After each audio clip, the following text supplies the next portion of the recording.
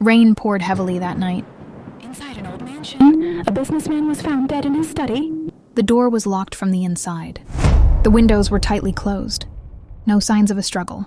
On the desk, there were only 3 things: a cup of cold coffee, a wall clock stopped at 9:40 p.m., and a tiny wound on the victim's neck. Everyone said the same thing. It's a suicide. But I knew immediately something was wrong. There were 3 people in the house that night. First, the wife.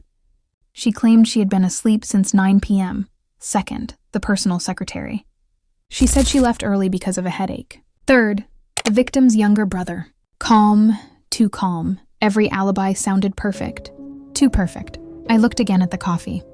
It was cold, but the smell was still strong. That detail bothered me.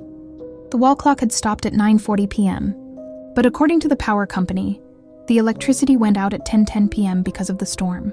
That means the clock was stopped manually. The wound on the neck wasn't from a knife. It was a needle mark. The coffee contained a high dose of sleeping pills. This wasn't suicide. It was a carefully planned murder, and the killer wanted it to look impossible.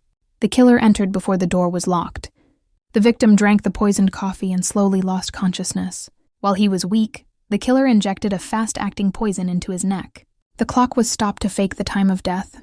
And the locked door? A thin thread was used to pull the lock from outside through the door gap, then removed after locking it.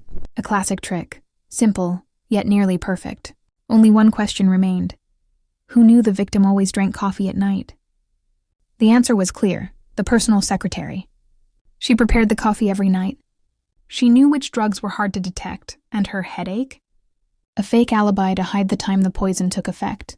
When the evidence was revealed, her face turned pale. She killed him for money and dangerous company secrets.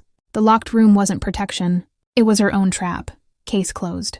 Because no matter how perfect the crime is, the truth always leaves a trace.